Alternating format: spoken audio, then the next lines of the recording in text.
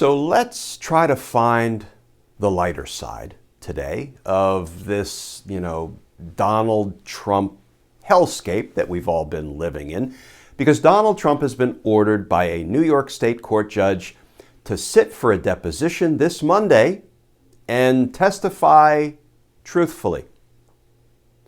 What could possibly go wrong? Let's talk about that, because justice matters.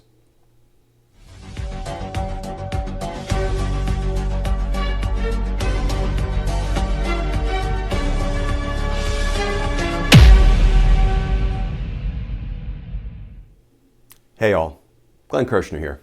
So we're going to try to keep things a little bit lighter today, because a New York State court judge just ordered Donald Trump to appear and testify in a deposition this Monday, October 18th. And the last time Donald Trump was forced to sit in a deposition in 2007, it didn't go so good for him. Here's how the Washington Post reported that story about the Donald Trump deposition in 2007. Now, the story in the Washington Post ran in 2016 when Donald Trump was running for president, and I want to read just a couple of excerpts from that Washington Post article. Headline: Trump, a true story. The mogul, in a 2007 deposition, had to face up to a series of falsehoods and exaggerations, and he did, sort of. The article begins. The lawyer gave Donald Trump a note written in Trump's own handwriting. He asked Trump to read it aloud. Trump may not have realized it yet, but he had walked into a trap. And here's Trump reading his own handwritten note during that deposition. Quote, "Peter, you're a real loser," Trump began reading. The mogul had sent the note to a reporter, objecting to a story that said Trump owned a, quote, "small minority stake," closed quote, in a Manhattan real estate project. Trump insisted that the word small was incorrect. Trump continued reading his own note. Quote, "I wrote, 'Is 50% small?'" Then the question from the lawyer. "This note was intended to indicate that you had a 50% stake in the project, correct?" said the lawyer. Trump answered, "That's correct," Trump said. For the first of many times that day, Trump was about to be caught saying something that wasn't true, aka a lie. The lawyer's follow-up question: "Mr. Trump, do you own 30% or 50% of the limited partnership?" Trump's answer, "I own 30%.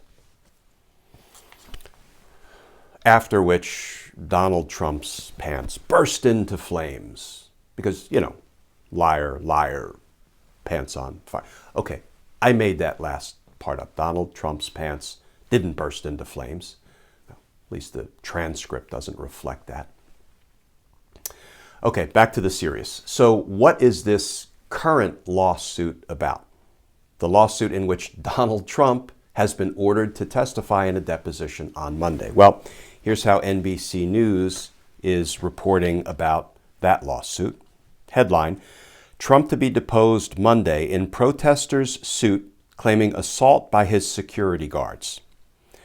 Former President Donald Trump has been ordered to give testimony under oath in a lawsuit brought by a group of demonstrators who say his security guards roughed them up outside Trump Tower in New York.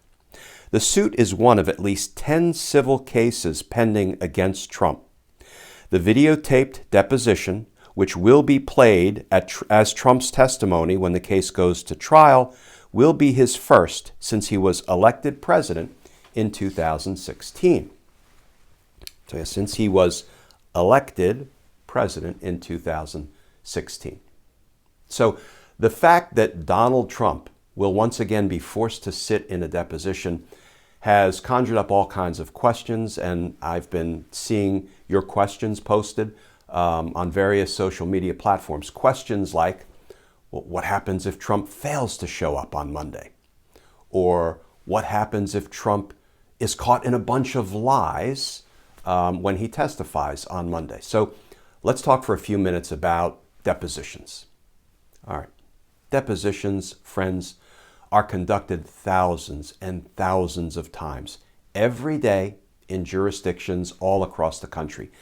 And they are kind of unwieldy affairs. They're kind of no holds barred affairs where you have the attorneys for the two parties, usually parties that are suing each other and defending against being sued. And there's the witness there to be deposed, but there's no judge. The proceedings are largely uncontrolled. There is no referee, so they can be sort of free-for-alls. And I don't want to be unkind to the witnesses who sit in depositions and testify, but unfortunately, lots of them lie. Not all of them, but many of them. So we'll talk about what the consequences are if people lie in depositions. Well, first of all, nobody will ever bring a perjury charge for somebody who lied in a deposition in a civil lawsuit. I know I shouldn't say nobody will ever, because it could be done and perhaps has been done, but almost never. So what are the consequences if witnesses lie in a deposition?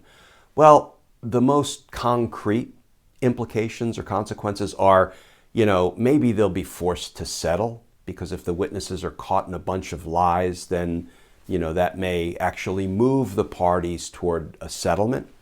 Or if the witness is caught in a bunch of lies and then that deposition videotape is played for the jury at trial, well, then, that person may be laughed out of court by the jury and they may lose the civil lawsuit. So those are the implications, some of the implications if the witnesses lie at a deposition.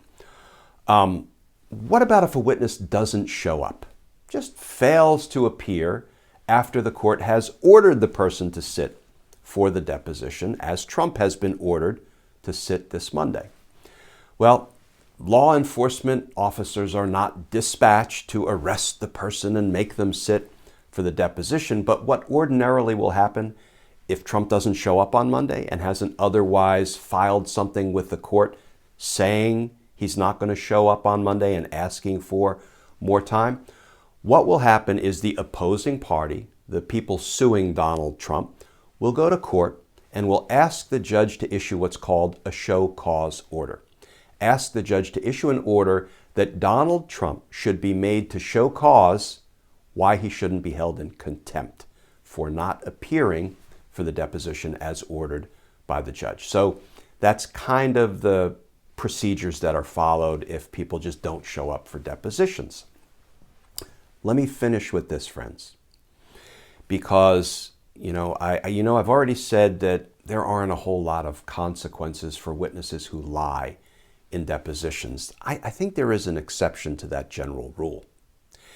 If the witness who lies in a deposition is a particularly high-profile or notorious person, well, then maybe there are some consequences if that person lies in a deposition.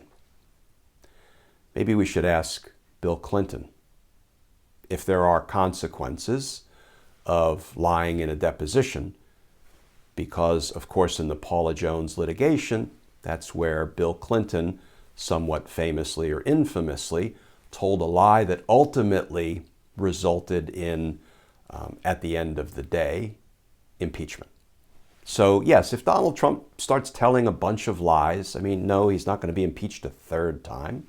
But there could very well be consequences beyond him just being forced to settle the case or ultimately losing the case in court. So we'll stay tuned to this story, friends. I'll circle back on Monday or Tuesday after we find out what the result of this Donald Trump deposition is.